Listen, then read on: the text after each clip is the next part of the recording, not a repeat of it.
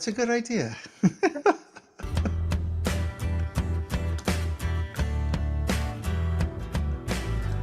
I've been to Romamu, I've been to BJ. I've searched all over for a place to pray. I found the mosh pit and knew that this was it. I am a moshnik and I'm here to stay. And I turned in gray and I just turned 70 oy vey. A community that is in tune with me, singing and dancing in our Zumagog.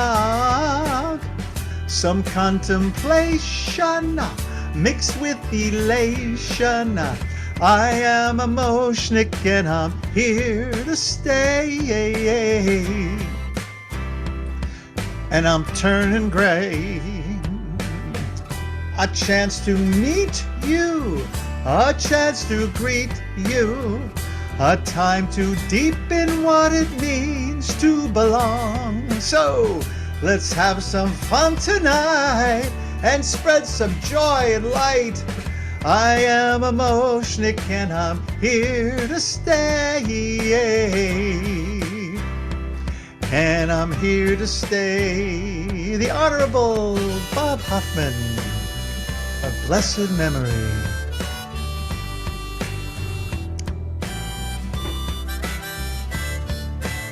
Woohoo!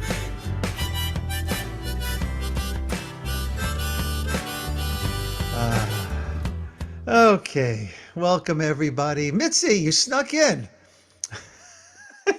Dan, Esther, welcome. And who dat in the iPhone?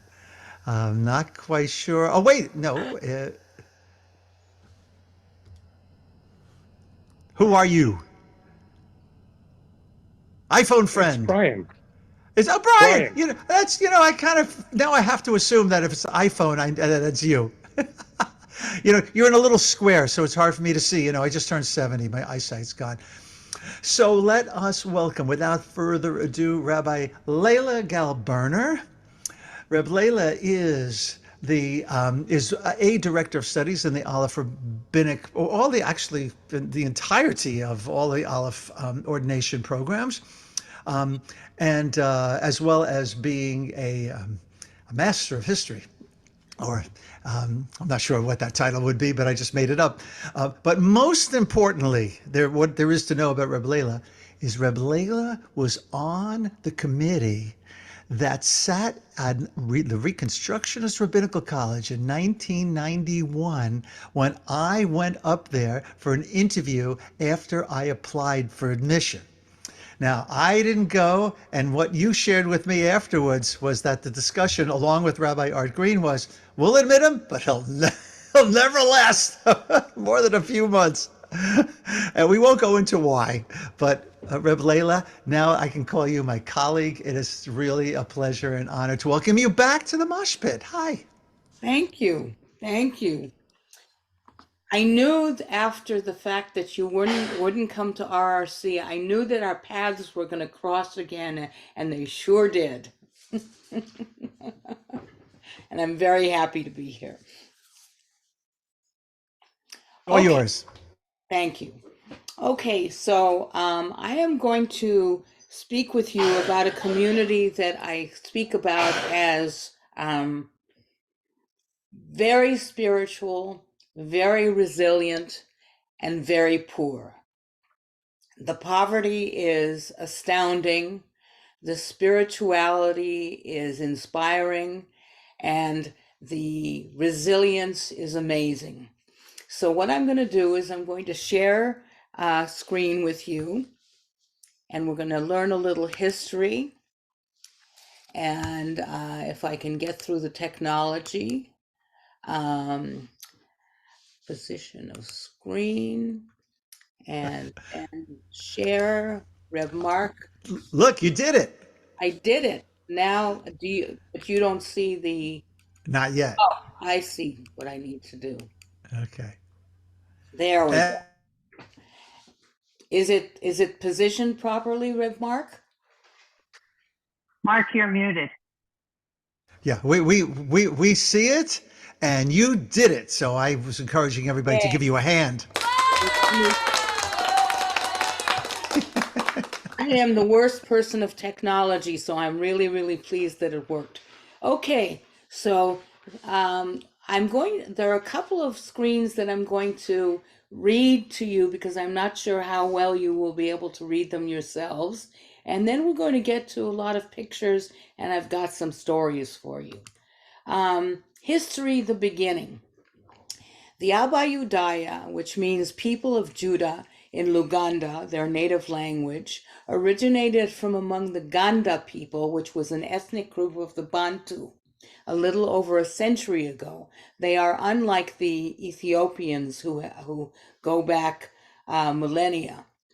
The Abudaya's founder, a Ganda military leader called Seme Kakungulu, was originally introduced to Jewish texts via British missionaries who converted Kakungulu to Protestantism in the 1880s. Promised support and territorial control by the British authorities, Kakungulu conquered areas of eastern Uganda and helped bring them under British influence.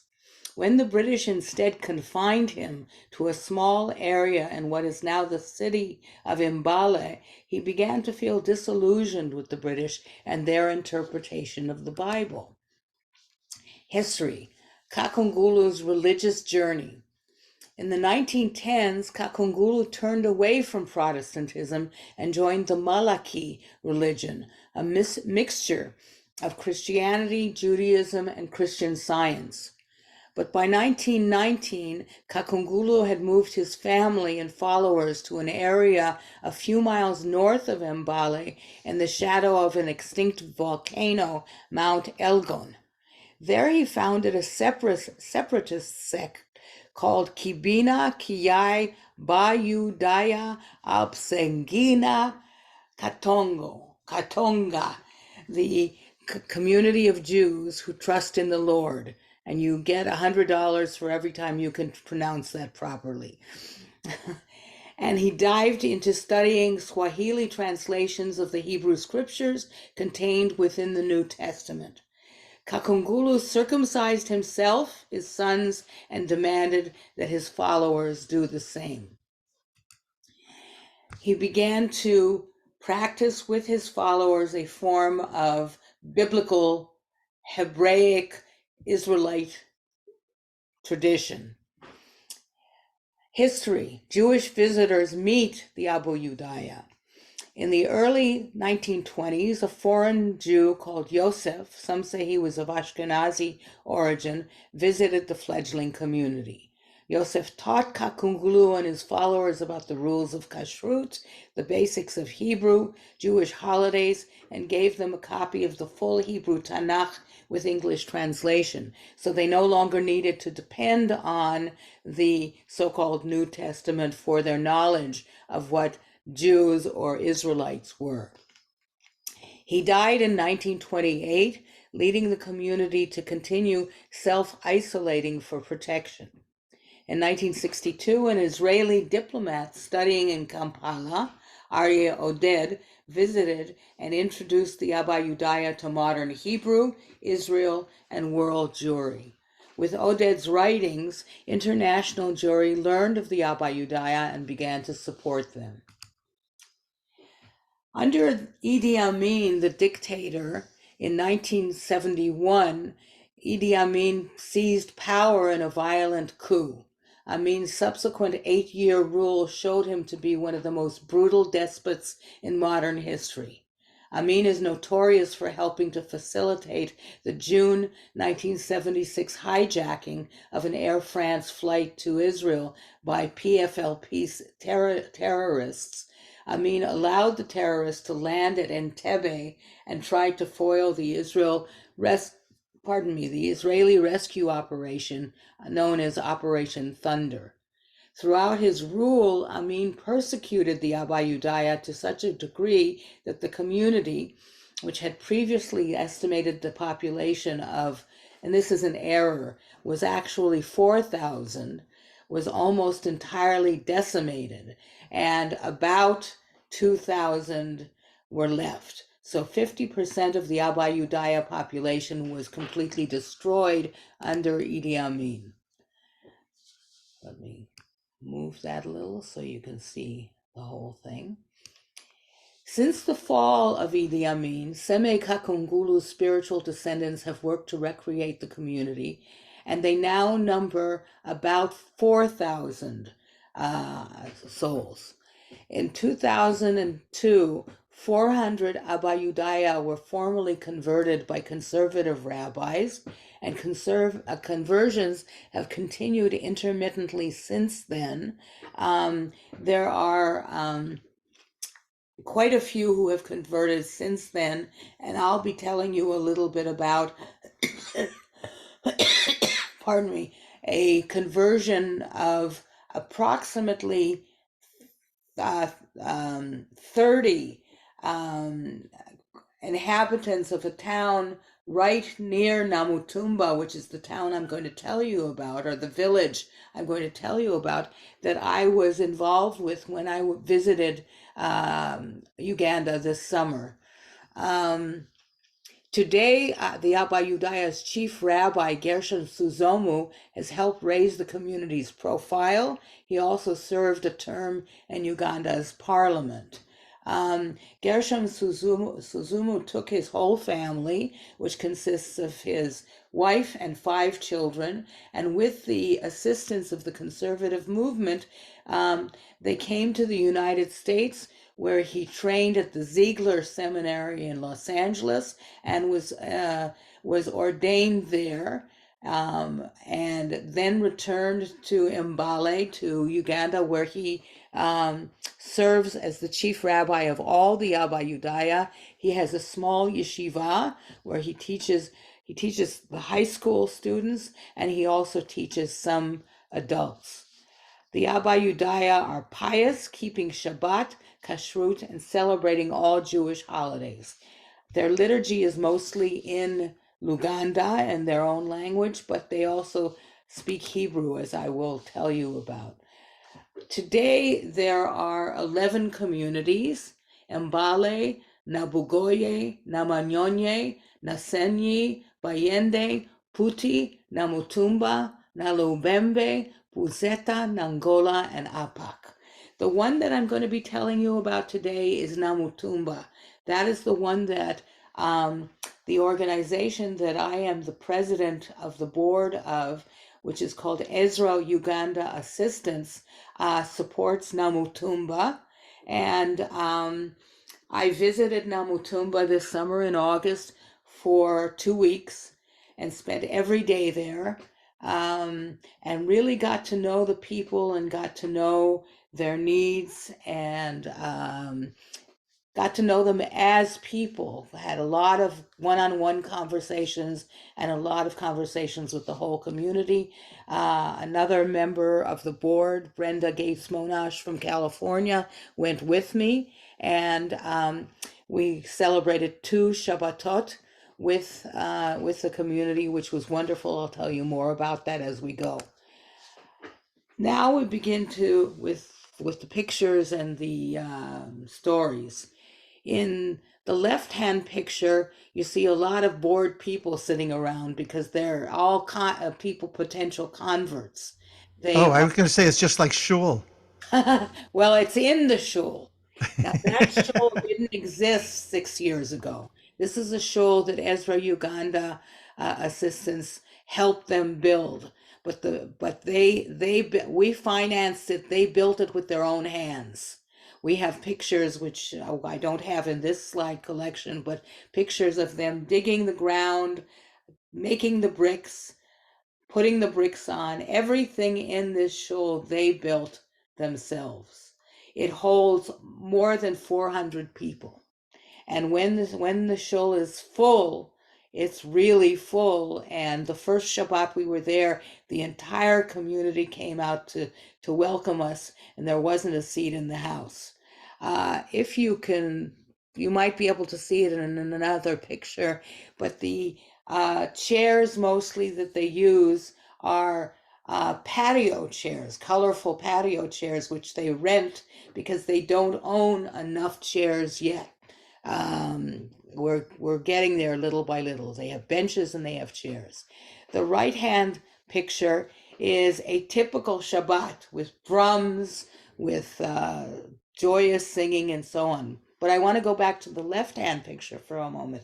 The reason they look so bored is because they're in the process of waiting their turn for the Beit Din to call them up for questioning and to make sure that they're really ready to become Jews. And I was so totally taken with the process. The Beit Din consisted of myself as the only ordained rabbi there, but there were 5 other people from the community and my colleague on the board, Brenda Gates Monash, and we had the president of the community council, the secretary of the community council, and one other officer of the council. And we asked them hard questions. I asked them questions about why do you want to be Jewish?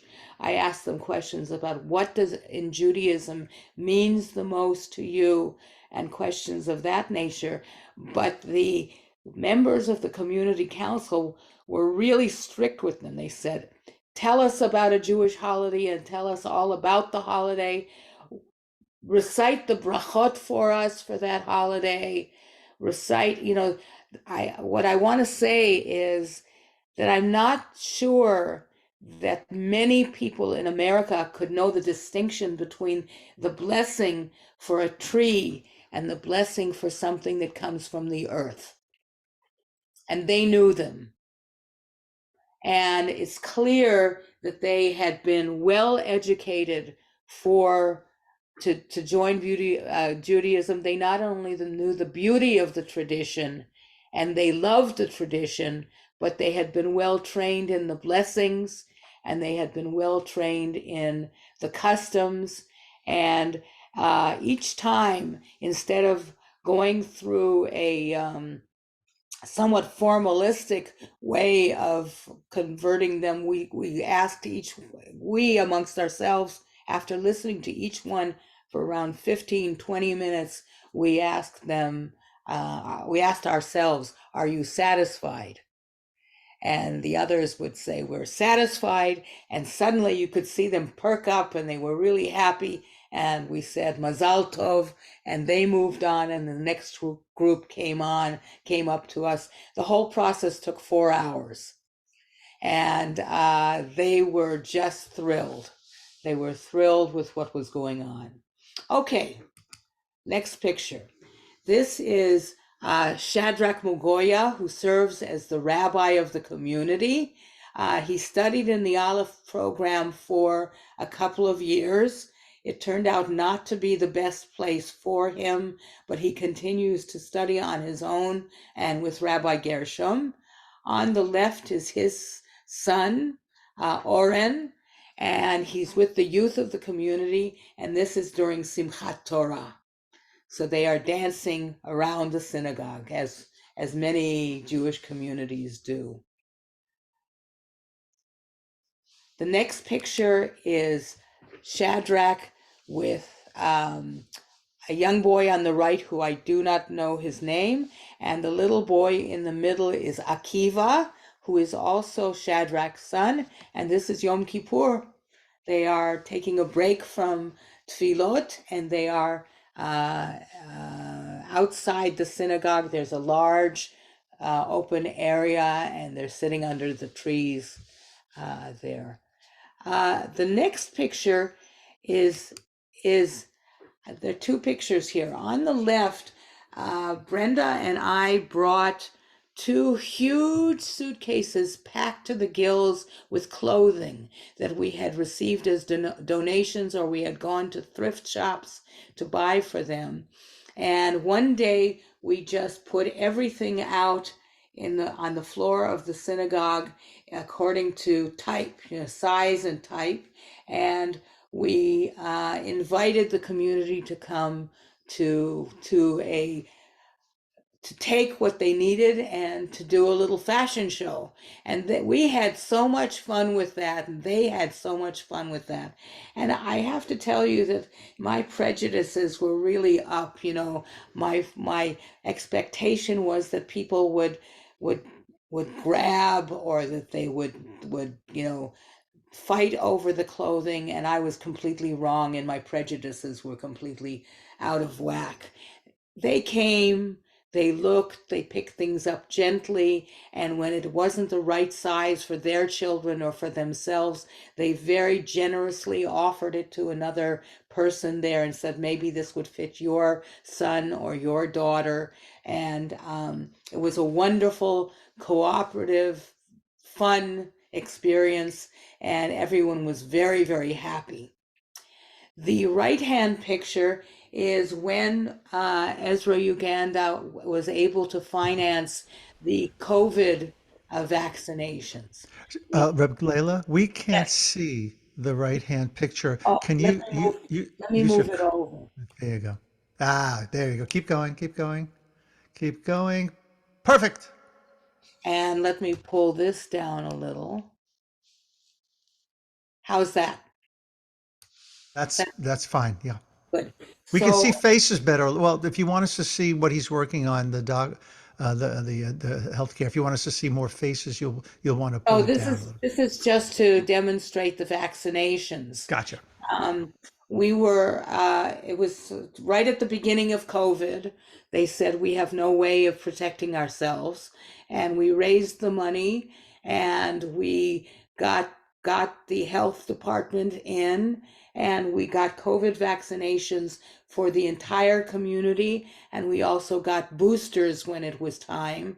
And there has been an extremely low incidence of COVID in the community. There has been a little, but not much.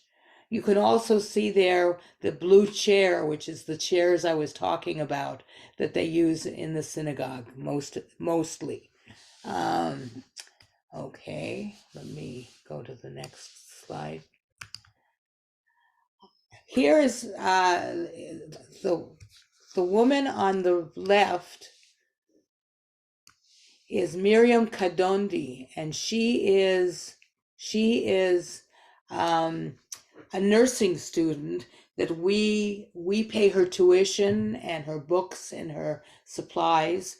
She's now in her third year of nursing school, and when she finishes, she will be coming back to Namutumba to work. There is no medical clinic, but in the future we hope to be able to raise the money for to build a clinic, to supply it, to get a partner doctor from the nearby village or town, and Miriam will be there on the premises to work with the community. There is another young man who's not in these pictures, whose name is Seth, who he actually may be in one picture, who is a nursing student in a different nursing school, and he's coming back to the community, and he will work with Miriam. He's also an amazing chazan, and so he helps to lead the services when he's home on Shabbat and at other times. Um, this is actually, he is in this picture. Can you see the entire picture with the young man with the talit with his back to us? With his back to us, is he standing by the Shaliach Tzibur? He's standing by the wall. Does anybody see somebody with his Do you back see to him it? now? No. No. Ah, I'm there Where? we see him. Yeah. Yeah. Yeah. But that's Seth. That's the nursing student who will also be coming back. And he's the chazan some of the time. But the reason I put this picture in is I wanted to tell you about the Shabbat services, which were really amazing.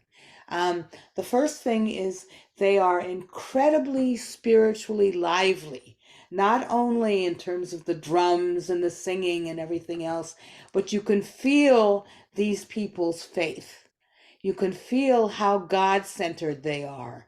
They, in their regular daily speech, it's you ask them how they are, and they always say Baruch Hashem, thank you to God. I am healthy today. I have enough to eat.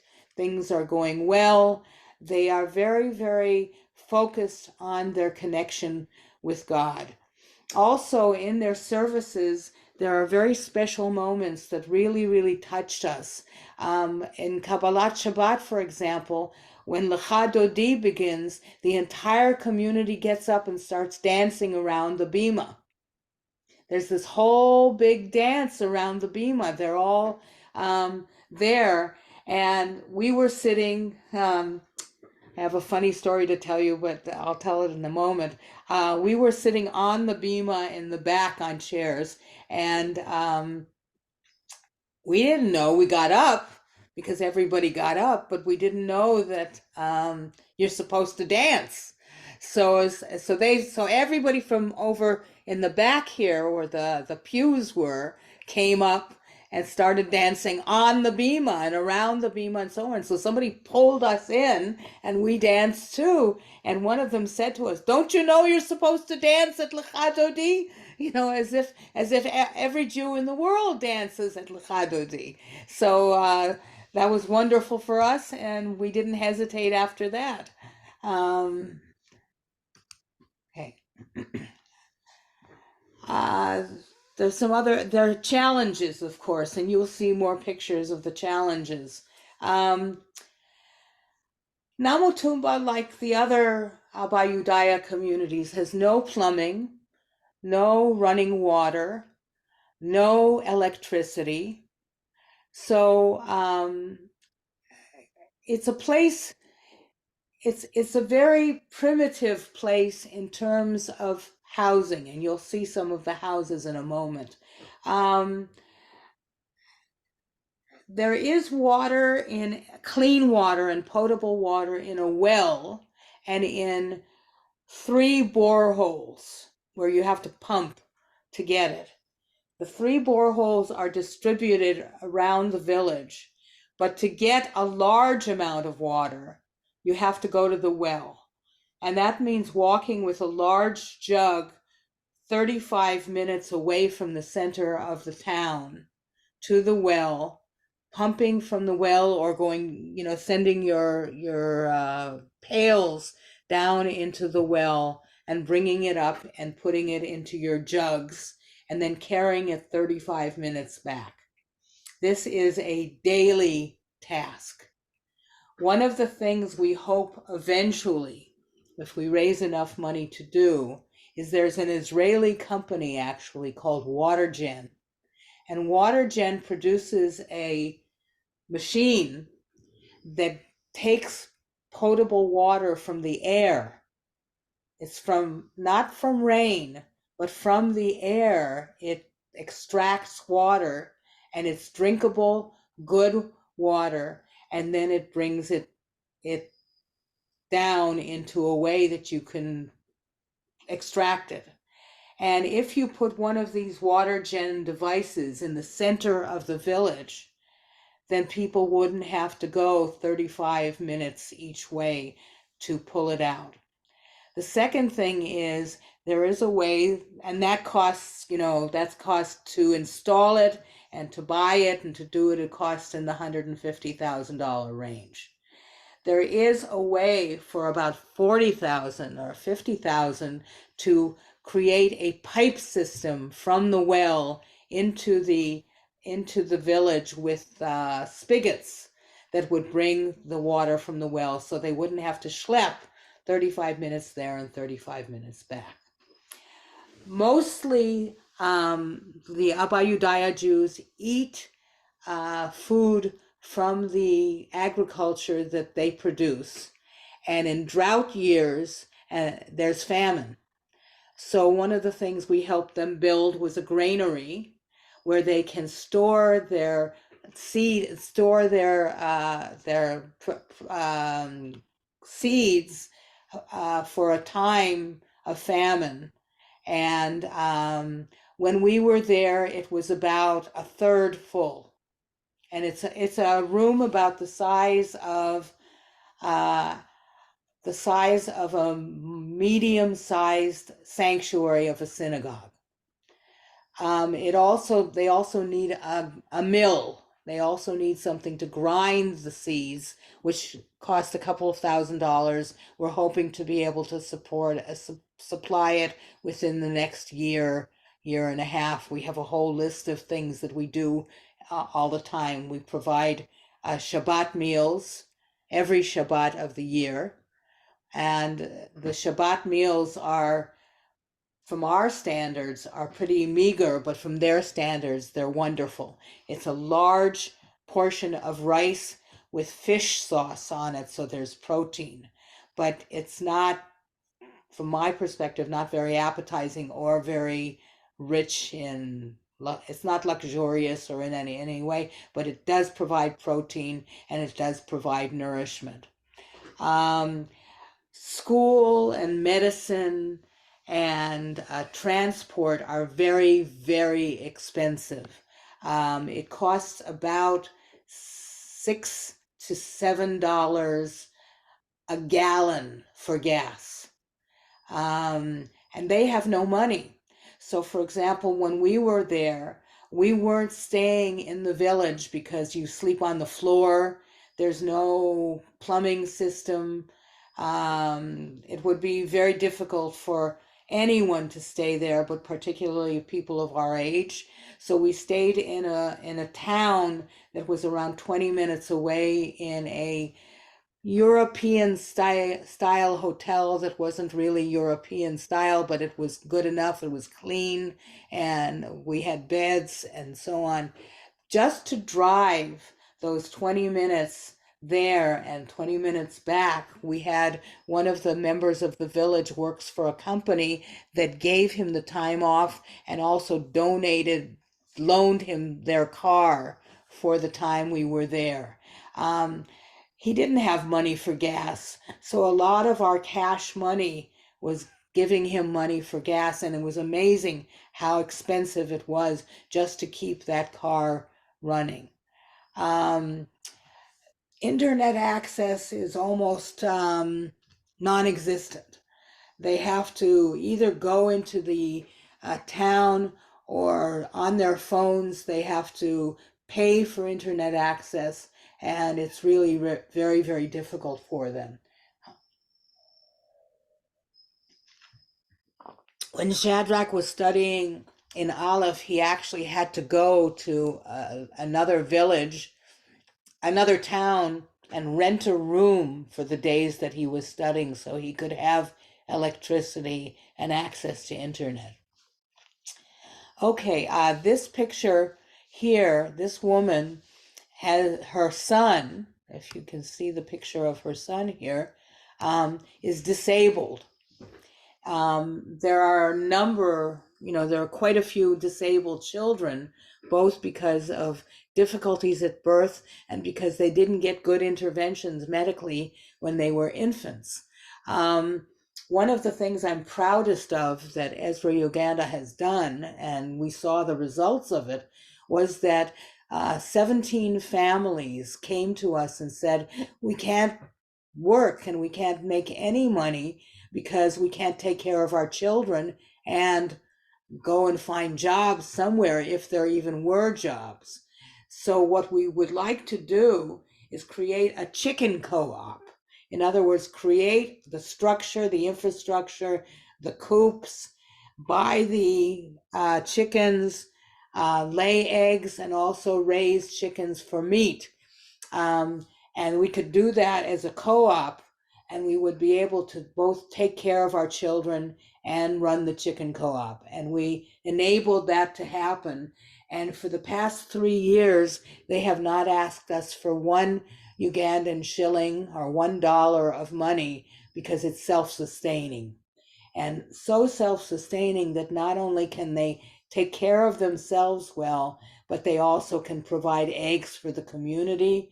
And things are going very, very well with that.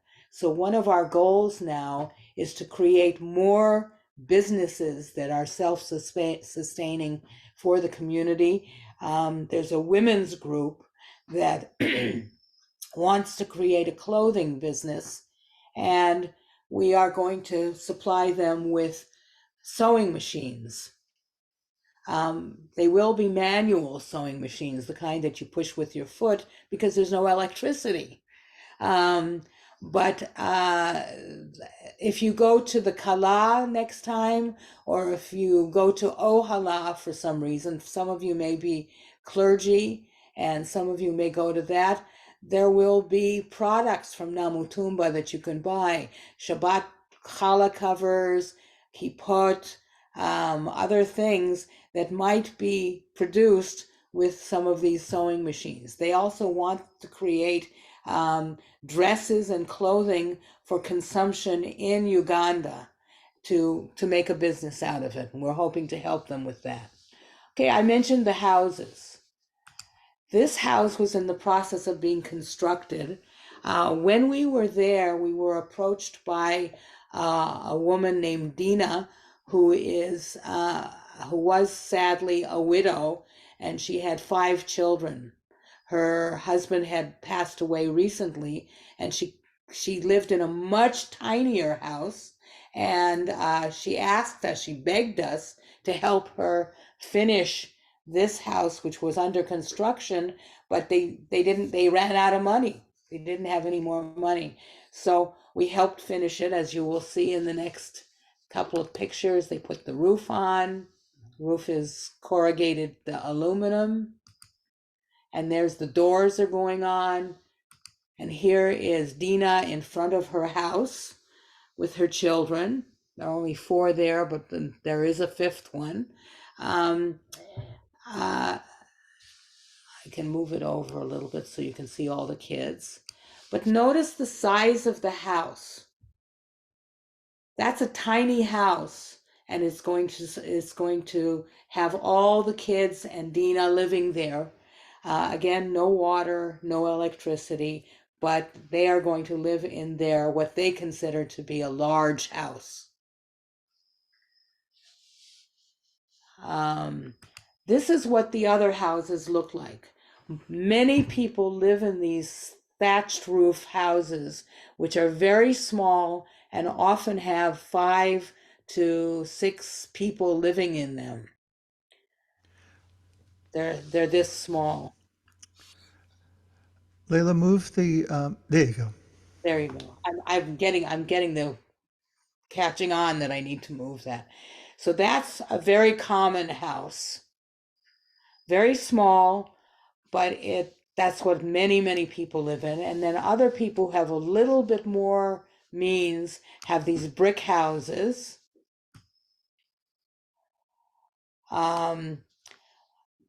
We also have begun to help them put in solar panels. Not a lot of them. We thought, we had in our mind when we first started doing it about 3 years ago that we'd put in solar panels and the houses would really be lighted. But when we got there, we realized that they only put in, you can see in this picture of the brick house, about an inch above the doorway. You can see a bulb if you look carefully. Inside there's another bulb, but they didn't put a lot of bulbs, so it's very dim. It's just enough light to have a little bit of light and during dark times. We've put them into 60 houses, and that's not nearly enough. The synagogue has some electricity and a lot of solar, and we've just paid another $2,500 to put in all the cables and batteries necessary for 20 more solar lights to go into the synagogue, so it's not so dim there.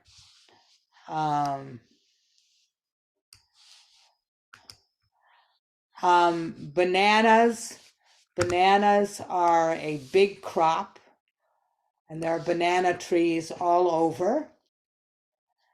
And the other kind of agriculture is maize and different kinds of grains. The typical way of farming are plows and oxen. So we've provided them with I think 9 plows and oxen, and we're trying to get some more if we can. The need is endless. The need is endless, and we have so many things to do that we don't really know what to do at any given time. This is a typical kitchen. Let me move the thing over so you can see it. That's a typical kitchen. It's outside the home, right outside the home, and basically consists of an oven, of a kind of fire that they can cook on. But that's it. There's nothing else. And as you can see, there's some sacks for, and some a jug of oil and a sack and a little thing to crush the grain in and everything else. Their average food is called matoke, which is a mixture of banana and corn seed. Now the next picture, this picture is actually is a little bit out of order, but it's kind of a summing up of what we've done. There's the infrastructure of the solar panels, the picture in the synagogue, the kippot, a picture of a very beautiful young girl, and entrepreneurial things that we do. And this is a nice picture of the synagogue from the outside. And that's the granary on the right, the extreme bottom right side. But this one is one of my favorites. This is Tabita. Tabita is 94 years old, and until 3 weeks ago, she never slept in a bed. She had never had a bed, and Tabita doesn't speak a word of English. But whenever she came to greet us, she would grab our arms and dance with us. Every time, 3 or 4 times a day, if she would encounter us in the village, she would grab us and do a happy dance with us. She was wonderful. One day we saw Tabita sleeping on the ground outside in the afternoon, and we just assumed that this is what she did because she wanted to enjoy the sun, until we discovered that Tabita had never slept on a bed and didn't have one. And through the generosity of a person in a wonderful community who I told the story to, that individual said, I can't abide that. I would like to have Tabita have a bed. So we inquired in Namutumba about the possibilities of her having a room, and we got her a room in a home that had some extra space. And 2 weeks later, Tabita, now without her head covering, had a mattress. And here's Tabita on her brand new bed.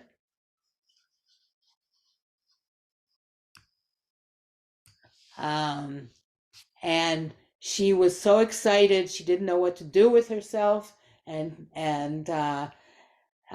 she told her hosts in her new home that she hopes that someday she can dance with us again. This is another elder woman in the community. I'm sorry I don't know her name. I wish I did. This was one of our first projects. We created a school, well, not the school itself, but we created solar energy for the school, and this was the plaque that was put up at that time. This is Rachel, who is one of the disabled youth in the community, and whose family is a partial recipient of the chicken co-op. We visited a number of the disabled families, and she welcomed us very nicely. This is our first day there. The children just all swarmed around us to welcome us, and the gentleman to my left is named Moshe, and he was one of our hosts. And here too, the kids were welcoming us and kind of looking at us sort of oddly, because I think they had probably never seen a white person before. So,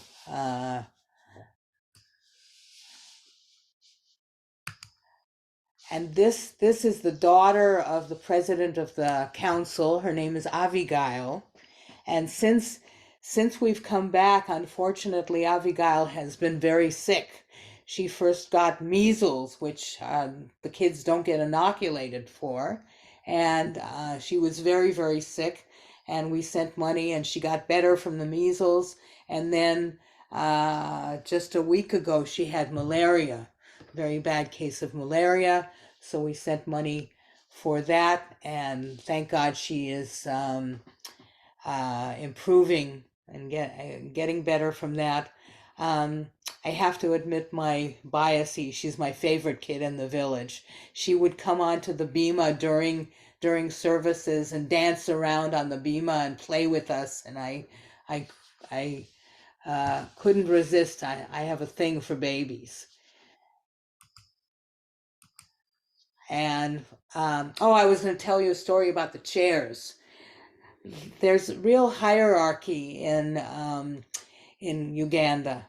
And since I've been the president of the nonprofit for all these years, I send the money. And so I'm known as Reb Mama Leila, Reb Mama Leila. And when Shadrach was last here visiting, he took some pictures, and he put a picture up in the synagogue. So there's a picture of me in the synagogue, which was enough. My ego was enough, kind of. It felt really strange to me. But then when I arrived in the synagogue for the first time, I don't have a picture here of it.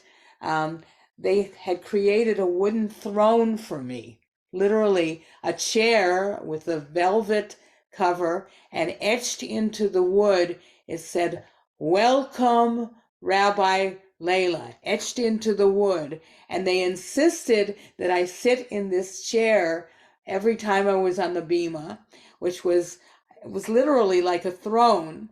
And then when I went to another building to teach, little to my knowledge, they would take the chair and transport it to the other building.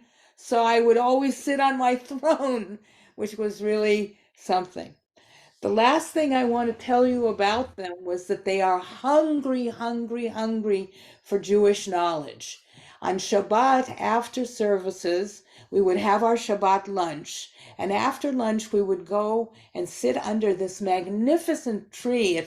Your tree behind Rabbi Mark reminds me very much of that tree. And it was Ask the Rabbi, a question and answer.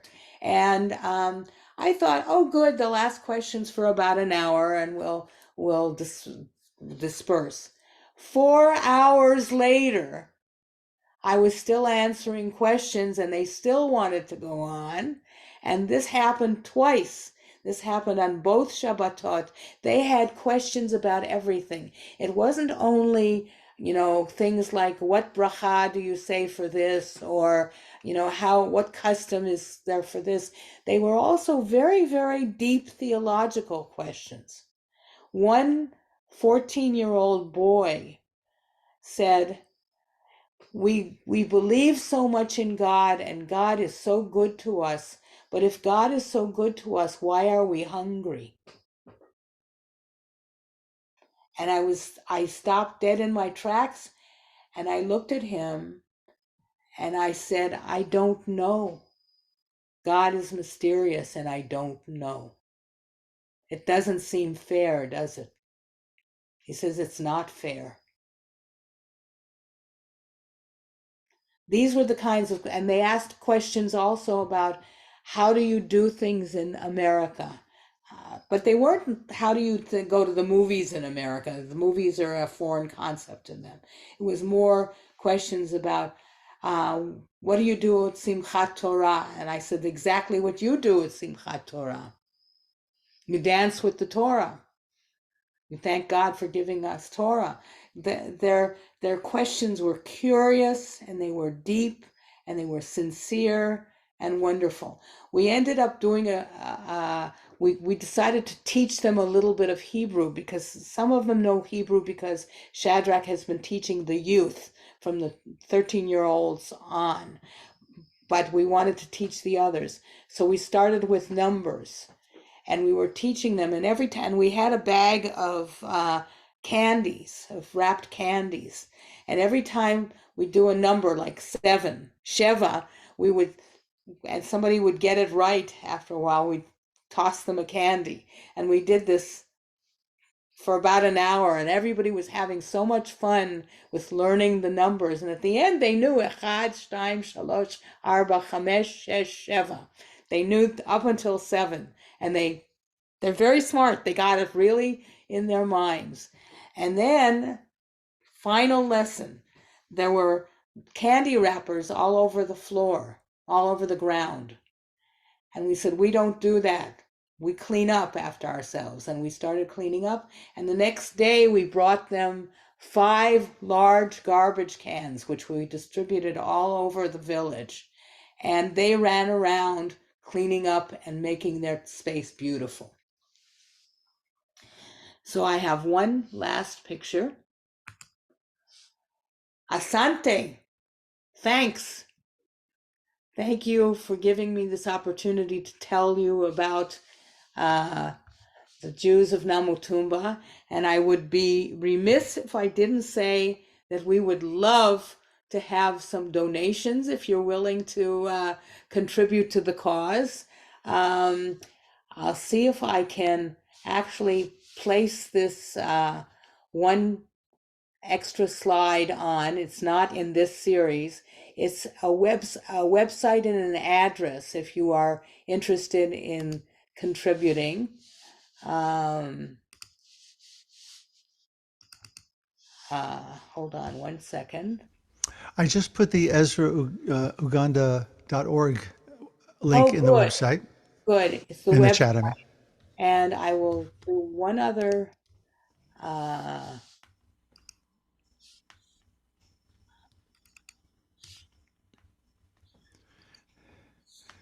If you, whoops. Well, I can't get it up. I get this thing up, so we'll forget it.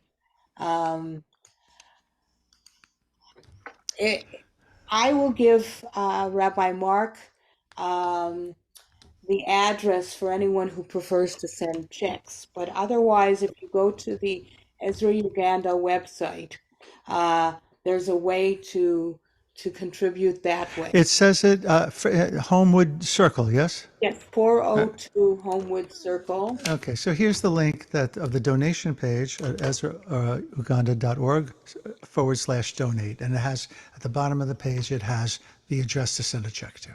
Great.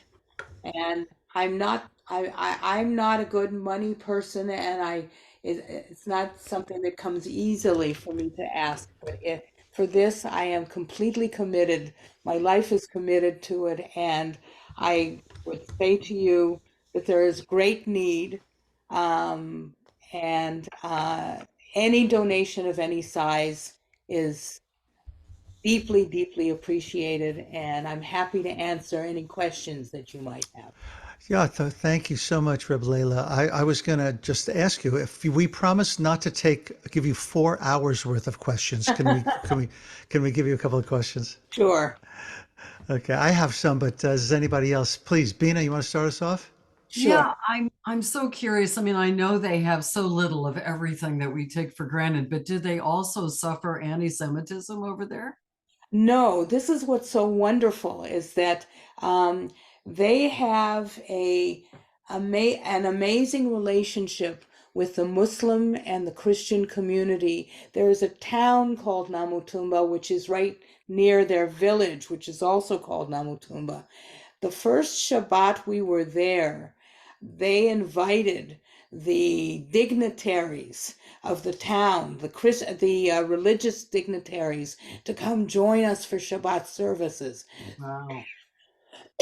So we had 4 Christian ministers and 2 imams that came to the service, and they all gave words of welcome. They have a wonderful relationship with the other faiths. Can they teach us how to do that? Yeah. Yeah, I wish we Bigger had question. I wish we had the potion. Yeah. Anyone else? Yes, Miriam and then Susan. Well, I don't exactly have a question, but I have a CD of their music, and I Yeah. wonder if I could play a little of their music so people could hear. Well, I actually have it on my computer if there's something Oh, in particular that you were thinking of, Miriam. We can no, actually we could use that as a goodbye. yeah, that would be lovely. No, I think just so people, their music is just really lovely, and How about Lecha Dodi? If you have it on your computer. yes, it's on the it's on my CD. Do you have it, Mark? I do not. I thought I had it, but I don't. Okay, someone else had their hand right. Yes, it just Yeah, says so I I said, don't know. hold on a second, Susan and then Peggy. Susan, yes, okay. I'm curious about the founder or the man that started the group when you were talking about the history of it. What was it about Jews and Judaism that attracted him, and why did he decide to embrace it? Why did he decide to become a Jew?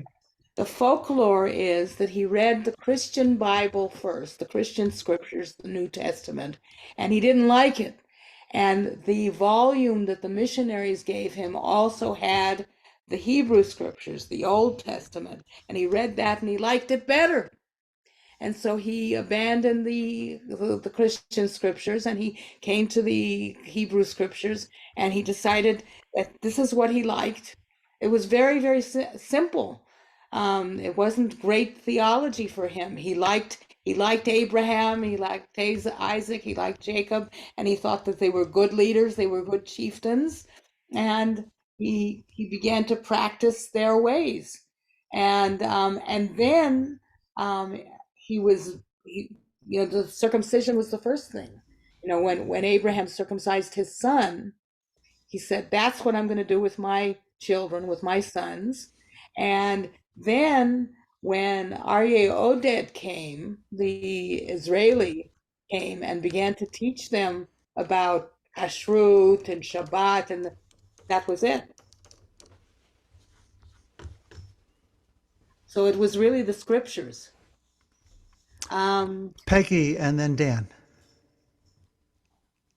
Hi, thank you so much. I had a question about the history of Uganda. I lived and worked in a hospital, I think it was about 10 miles from the border in Kenya, and some of the nurses had been trained in Uganda, and it was in the mid-80s. And what I heard a lot about was the terrible, terrible time under Idi Amin, when there was complete anarchy. And I wonder if all these decades later, that is still living in people's memories from what you experienced.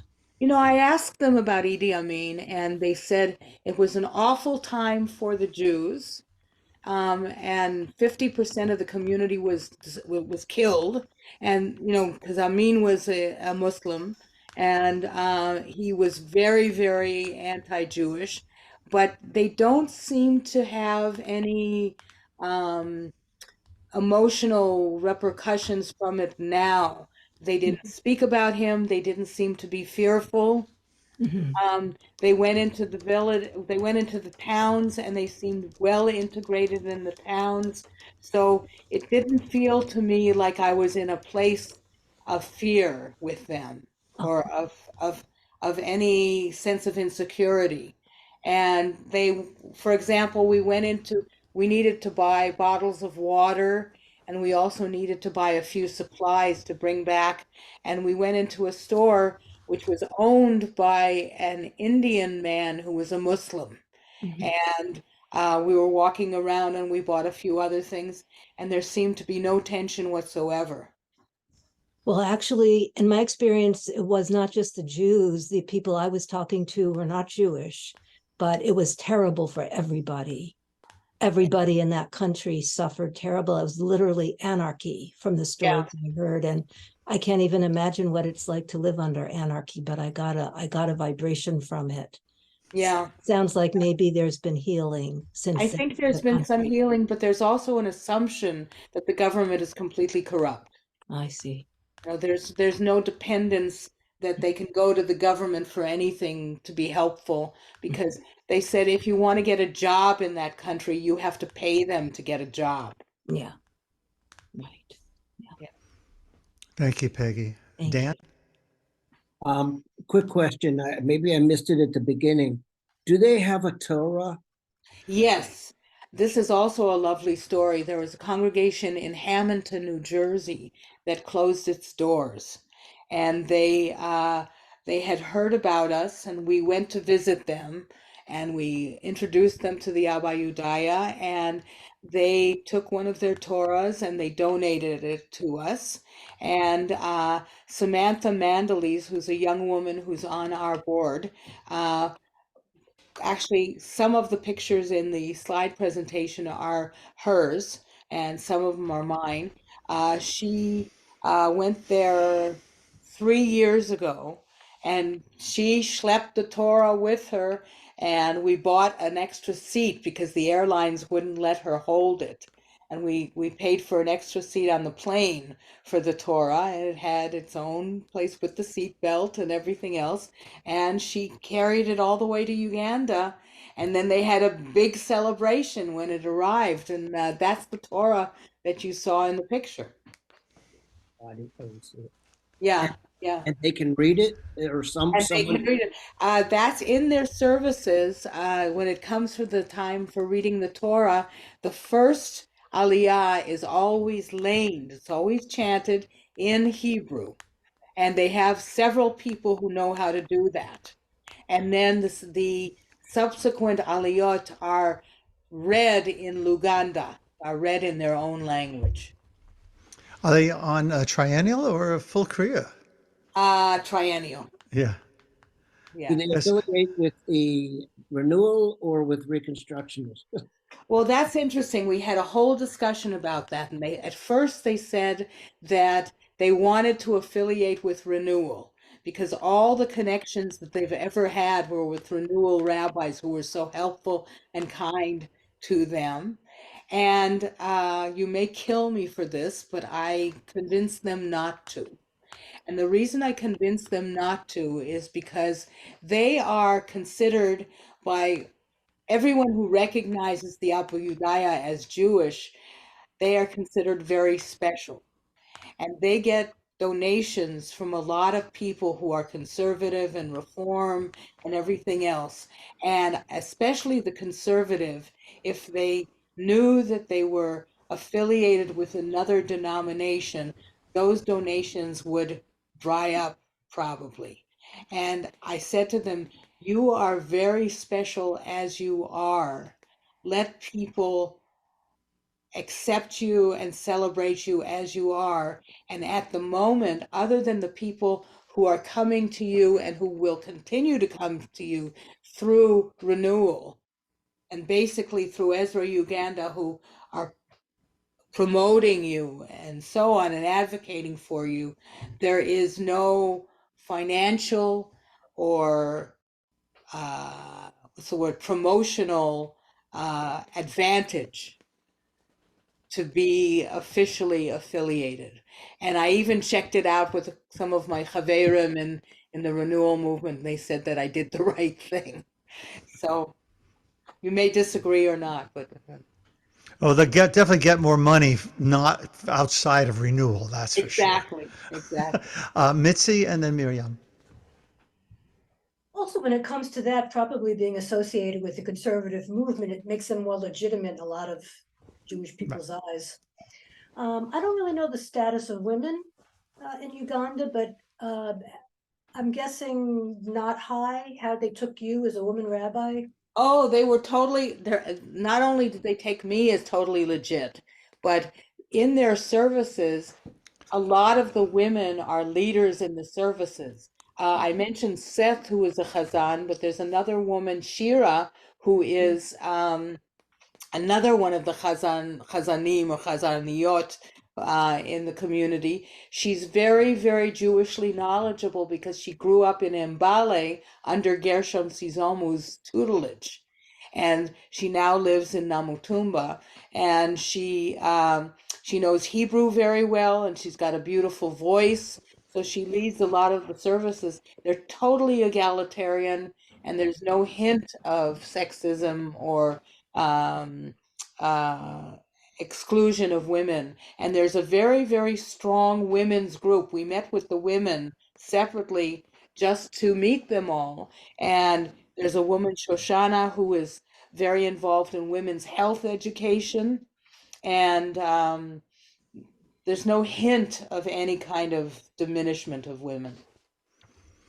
Let's take one more question, so because I need to fit one in too. Miriam. Yeah, I just have a question, Reb Leila. It seems I'm sort of remembering, seems like a few years ago that I gave some money. There was an organization that provided very simple solar cookers for Africa. Yes. I wonder if there's any connection here, if there's still. Yes, there is. And we actually sent a couple of samples and they rejected them. They said they don't work for them.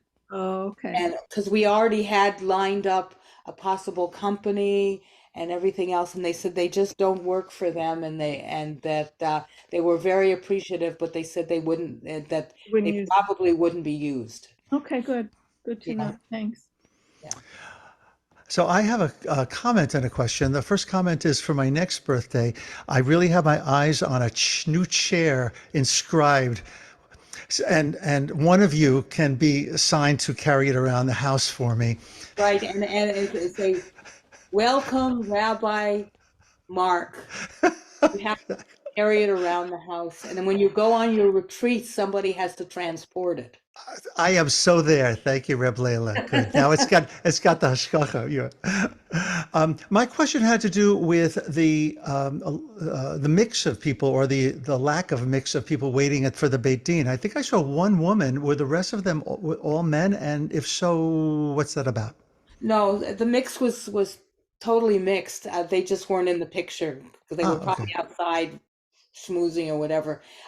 They came mostly, there were a couple of single people, men and women, who came on their own, but mostly they were families. Mostly there were a husband and a wife and a couple of kids. And the men are not circumcised. I think in 4 or 5 cases we talked about hatafat dam brit. Mm-hmm. Everybody knows what that is. That's not circumcision, but it is taking of a drop of blood for people who are already, for men who are already circumcised. Right. And the others were circumcised. Mm-hmm. Okay. I just want to mention that they were going after the Beit Din. I didn't go with them, but they had a truck. And everybody piled into this truck, and they were going to a place where there was a pond where they were going to do a mikveh. Beautiful. Yeah. That is so nice. So I have here pulled up on YouTube a video of the Abudayan community. I don't know what the video is, but it says Lecha Dodi is on it. So I thought that would be a lovely way to say goodnight with the video playing. But first of all, to thank you, Rev Leila, so much. I'm so grateful for your generosity and giving your time to just walk us through what is really a miracle of a people. And I had, as you know, the pleasure of meeting, and Shadrach stayed with us for a number of days. Well, actually, and we gave him a little tour of Washington, and what a charming and just lovely man he is. Devorah, you have a question to send us out with before the video?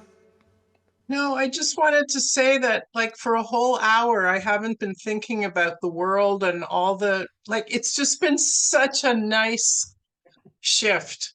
for a moment in time For a and to whole learn about hour, this. I Thank you. haven't been thinking about it either. Yeah. So thank So you. thank you. Yeah. Amen. Amen. That's exactly why I wanted Rabbi Leila here tonight.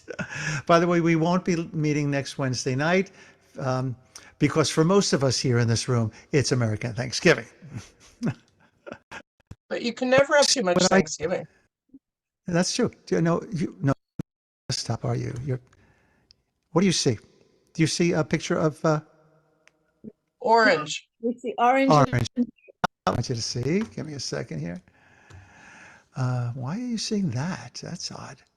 Okay, let's try this. Okay, There we play go. this It's for a got reason. for Let me just three make kids, this. but it's not there I anymore. don't see anything. Oh, you saw the three kids? For a split second, we saw three kids. Now, Okay, it says your screen sharing, There but we it don't see is. it yet. There it is. You got it.